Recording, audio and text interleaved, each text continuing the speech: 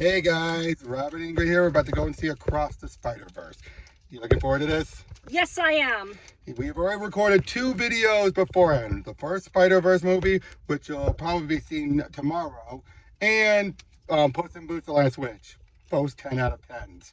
We're hoping to be able to collect a third 10 out of 10 today. We're hoping to. We are so hoping to. As we say in those videos, we have no idea what we're going to expect coming in here, so it's going to be kind of funny afterwards, but... The only thing I'm aware of hearing is that this is going to be blatantly a part 1 of 2. So let's hope, though, that it still makes up for it. Alrighty then. It's a good thing we rewatched it because I think it's a good thing to be back in the mindset of this universe. Indeed. We'll see you guys on the other side. Hey guys, we just got out and 10 out of 10. We got our trio with 10 out of 10s. This is on par with the first. Yes. You start off. You start off. Well, spoiler alert. Yeah, this is going to be spoiler central. Yep. I said, go ahead. How does this start? Tell me how it starts. We get Gwen's story. Yes, we get that. And as it turns out, she tries to... Well, as it turns out, her dad's kind of hunting after... Well, she assumes that Spider-Man... He assumes, yeah, that Spider-Man killed Peter. When apparently Peter became the Lizard to get revenge on Ned Leeds, who is a bully in this one. He's the Flash of this version. So quite inversions. And he keeps thinking like he murdered Peter. You don't know that. And then we have this vulture show up from this Renaissance type of period. And that was like cool. He looked like it. He looked like he was something right out of a Renaissance painting. And fights them. We have Jessica Drew and Miguel, Spidey 2099 show up. That's where we get the reference to No Way Home, by the way. And right as this is going on, Gwen reveals to her father she's Spider-Woman. And that does not go very well at all. No, he's right. He's just being a cop. He just defaults to being a cop. Not that I blame him. Okay, aside from the Spot and even him, you still feel a little bad for it. There's no straight-on villain in this movie. Miguel, although there's that part where he looks like a vampire, but we don't see anything about that afterwards. Yeah, I was thinking that there's going to be a little bit more with that. Probably next one. Probably next one, yeah. Because it wasn't important, really. Just a good setup. Probably a good setup because they knew things are going to play up in the next one. And even Gwen says he's like a cool ninja vampire. But yeah, basically Gwen shows up. She's getting mentored by Jessica Drew Spider-Woman, who's only pregnant in the beginning, guys. She's not pregnant the whole movie. And she's on a bike for most of that time anyway. Yeah, and uses the bike to her advantage. Let's just get out of the front, wait. I didn't, until the very, very, very end, I hated Jessica in this. Yeah, she was a bitch. Yeah. A strict mentor and not a great one. Like way to follow the rules. And ready to throw Gwen under the bus. Yeah. Didn't it feel that way? Like she was ready to throw Gwen under the bus? I'm not going to deny that. Maybe to save her own hide, who knows? But she joined, and Gwen and Jessica convinces Miguel to have Gwen showing up. And it gives Gwen a reason to not want to go back home to her dimension. Miles, he seems to have a balance, but he really doesn't. Yeah, it's like, it's very clear that a lot of stuff is getting missed, and he particularly misses the other spiders. I mean, there's even he misses them. There's even a point in a scene where it's just like, it's clear that he's been studying physics because he wants to be able to, be able to get into more Collider stuff, and I mean... Yep, about which, the Spot. What a goofy way to introduce him. He was a dork. Yeah, at first he seemed to just be committing petty crime. Well, because he had no choice, though.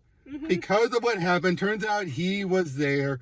He was the one who brought the spider that bit Miles into our universe. And he was still there when things went nuts with the Collider. He wasn't in the room, but clearly things blew up in his face. But he reveals he pretty much created Miles because of that spider. And he basically, and you created me, you're my nemesis, which is like, he's right. But Miles, being a Spider-Man, just makes a joke of it. Bad move. And throughout all this, and his parents are starting to question him. And even grounds him for 1 month, 2 months, 3 months. Mm-hmm.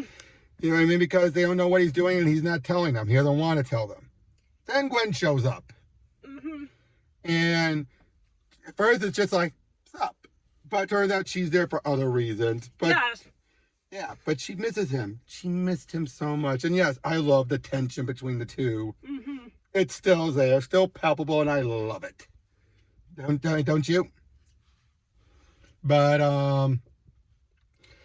and they're hanging out, and yes, her parents and his parents finally get to see Gwen. And at first they're like, I don't like her. And apparently, both of his parents hate being called by their first names. Oh, sorry. But the mom talks him over, saying like, whatever it is, you're a little man, not a little boy.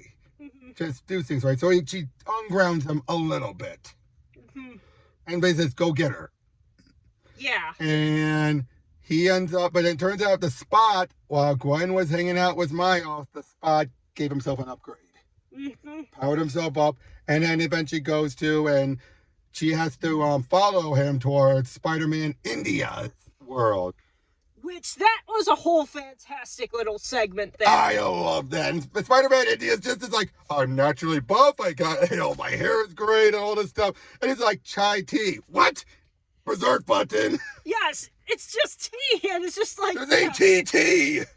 Even when the Spot does it, it's like, you too. But yeah, but Miles is able to help out, although, and we're also introduced to Spider-Punk. Yes, Spider-Punk! You love Spider-Punk. Oh, yes, Spider-Punk is just so much perfect aesthetic here. He's a bit of a hypocrite, let's be honest, but it turns out not as much as we say, because yes, he took part, but he sees the hypocrisy in Miguel's whole Spider-Man thing. And he's the first to kind of turn on him once he realizes that, which is very, and he's trying to fun. talk Miles out of it. He's trying to talk him out of it, but he's like, whatever. Mm-hmm. He's too cool for school. Mm-hmm. And I realized he's clearly based off of the guitarist. Give me a moment. I'll look it up later. Mm-hmm. But you know what I mean, right? But still, and Spider-Man India keeps on toying about how Miles and Gwen are in love with each other. Yeah. And it's just like, oh, it's so obvious. Let's be honest, he's right. Yeah.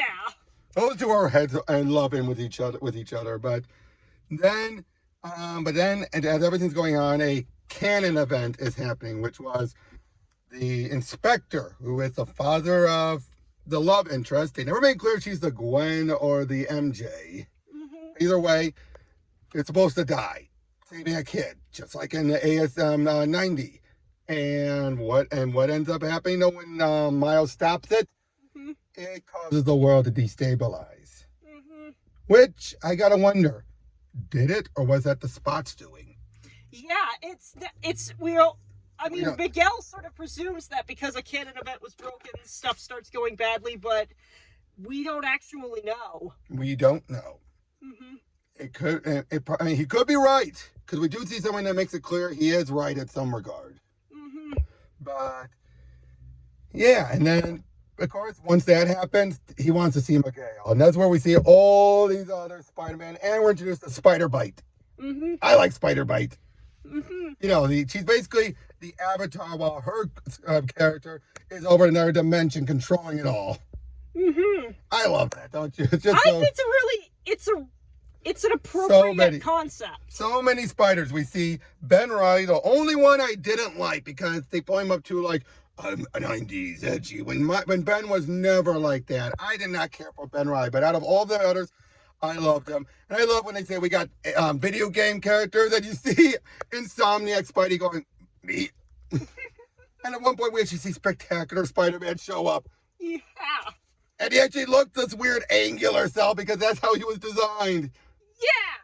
But yeah, we see Miguel. That's when we also run up with Peter B. Parker with Mayday. So adorable.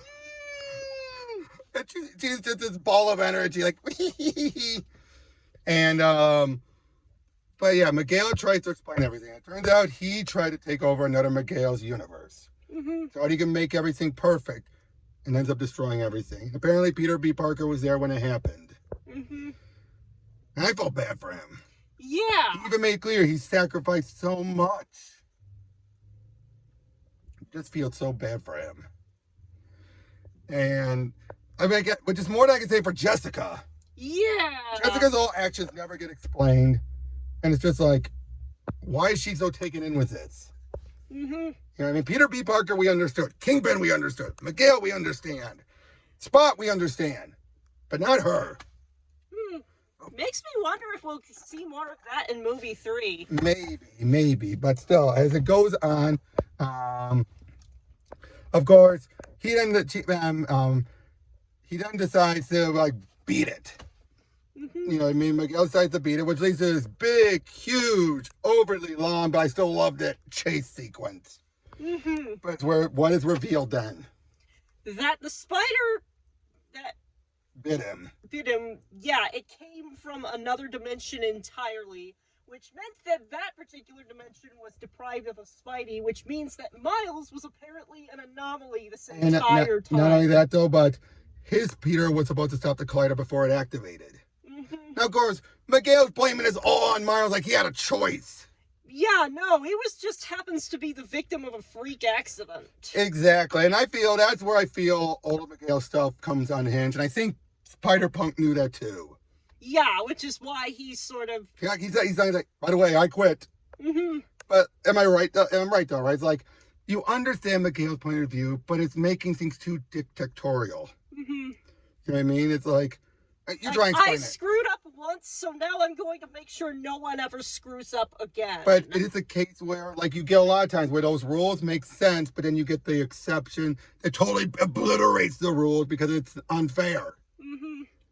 Kind of like how in Juniper Lee. She's the first. Juniper Lee! Oh my gosh, yes, I do. You know where I'm going with this. You know where I'm going. Yes, I know where you're going with this one. She was the first one that was ever a child. And unfortunately, she's stuck with these rules that were meant for adults who had full lives. But because she's a child, she's now stuck there. She's going to have to figure things out and it ruin her social life, but you know, and everything, all because it skipped a generation. I mean, it's not as disastrous as this, but it's the same concept of it. Now, of course.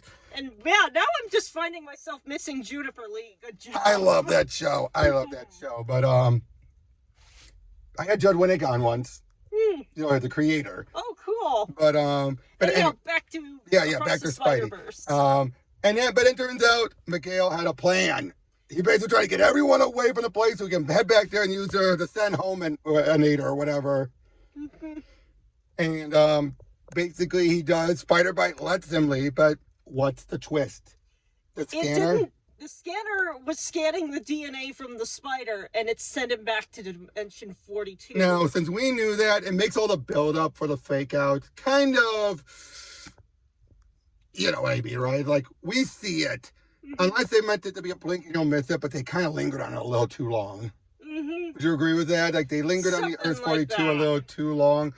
Because they basically try to make it up. We think, like, Gwen is there, and she's going to meet up with Miles, and because we're cutting back and forth, but it's like, no, and I'm just like, that's probably one nitpick, but it's not much to bring it down a point where I'm like, okay, guys, you're overly drawing this out.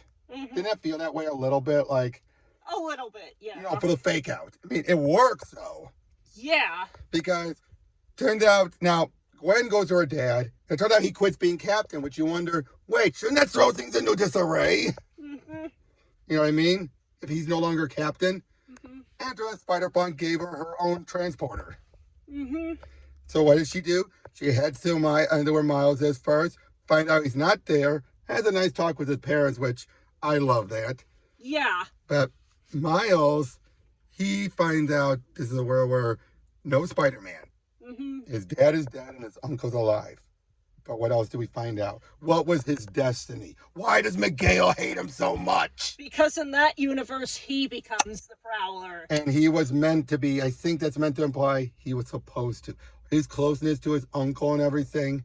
He was supposed to become the villain. Yep. Even in his world, if he hadn't gotten bitten. That's a great twist. It really is. And then, what does Gwen do? Jessica gets redeemed. How does she get redeemed?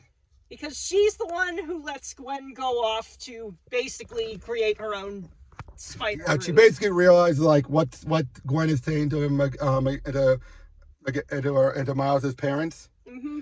and then it's like she just lets it. To which I'm like, okay, that redeemed her. Mm-hmm.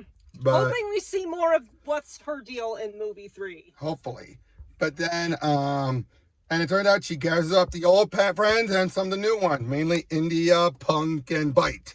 They join up with Noir, Penny, and Peg. Mm-hmm.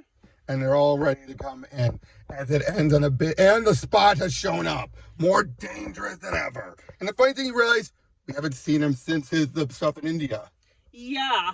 So who knows what he's really capable of. He's like now. an Eldritch abomination now. Yes, which I'd like to see what they do with that. That's kind of my jam.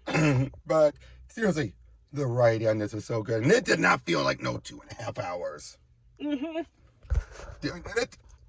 Not really, no. Oh, I'm just trying to get the light on. But yeah, it did not feel like no 2.5 hours. It, again, strong. It's just as strong writing as the first one. The animation was good, although the stuff in Gwen's world bothered me a little. That's fair. Did it bother you a little as it kept getting this weird distortion? It kept changing. I mean, it was just like, what's going on? But again, not enough to bring things down. Indeed. Give them more of your opinions, like the casting and everything, the cast and the characters and all that. Like Miguel. I'm all hoping to see more of his vampire business, since that's a bit more of my jam. It's like it does feel like he has the appropriate angst that a vampire character He does, should. but again, he's like the Kingpin. You feel bad for him. You get where he's coming from, but he's going about it the wrong way. Mm-hmm. But you're more sympathetic here than Kingpin. Yeah, because it's like he's trying to actively do good for more people, but he tried to fill a void. There's nothing wrong with filling a void. Yes, and it's just that conception of what the right thing is way too rigid. Peter B is great as usual, but he keeps screwing up. Uh-huh.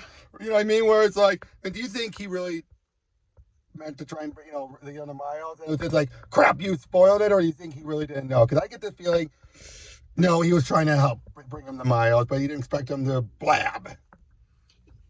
That sounds more likely to me. You know what I mean? Because basically he's like, oh shit, Miles, I didn't know. It's like, you knew.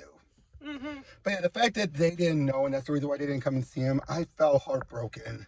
Yeah, or it's just like, oh wow, suddenly that really makes sense. Yep. And again, Gwen was the co-star of this movie more than she was in the last one. This was her movie. And this was, there was originally supposed to be a Spider-Woman movie. It felt like they merged it with this one. Yeah, Spot, though, was an interesting one. Basically, after what happened, terminating the Spot, he needs someone to fill the void. Mm-hmm. So you feel a bit bad for him. It's like he's more driven by this. Mm-hmm. Would you agree with that? It's like it feels like there's a drive pushing him. Yeah. After he kicked his own ass. Yeah. That was the thing that happened. He literally kicked his own ass. He ends up seeing Mrs. Chen from the Venom movies. Oh, yes. And she's just like, who are you? It's like, you don't seem that surprised. It's like, dude, she got possessed by Venom and survived. She's not going to blink at some 2D animated guy in front of him. We know that he's Lego Spider-Man. Yes, Lego Spider-Man. That was great. J.K. Simmons kept on popping up as Jonah. Mm-hmm.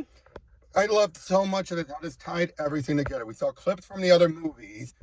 I gotta say, where do you stand with this idea of the canon events? I feel like it's sort of I feel like it's a reasonable... It makes sense as sort of, if you compiled a lot of the Spider people, why Miguel might sort of have a reasonable opinion as to like, oh, this is how these events typically go. Something I heard online, apparently Miguel's attitude toward Miles is meant to be a jab at the Miguel and Miles isn't Spider-Man people. And they made it work. If that's the case, if the directors have said so, the writers said so, they made it work. Because they don't make it, they make it where the situation explains it.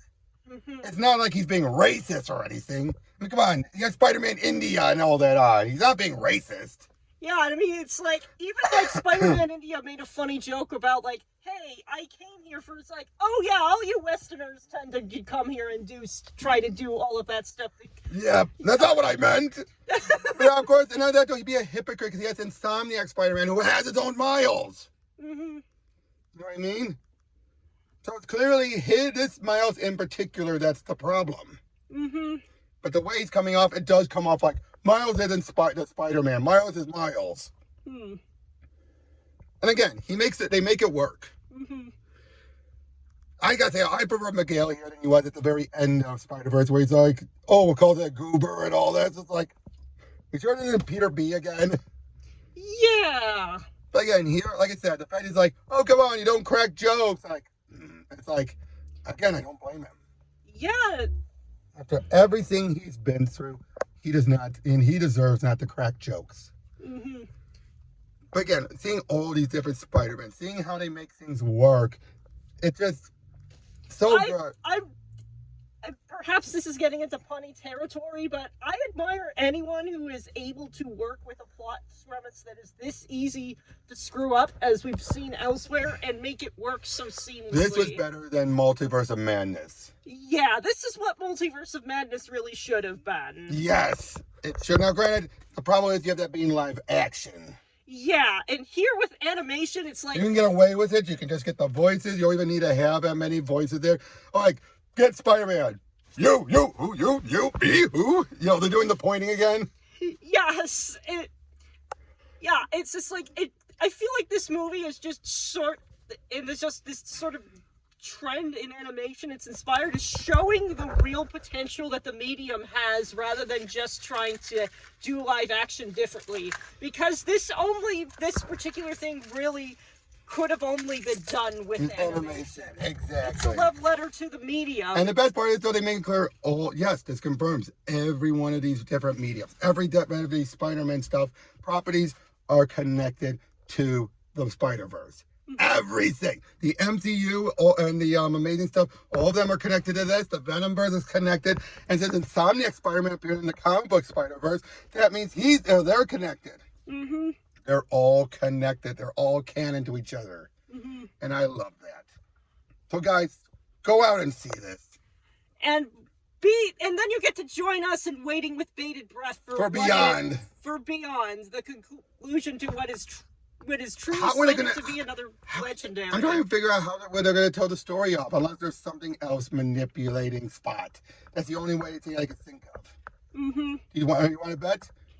Yeah, and probably whatever that is going to fill in some of the gaps we've had right now. Yep. But yeah, we'll see you guys on the next one as we go. And next ones, which are already recorded, and you'll see why we mean 3 perfect 10 out of 10. See ya.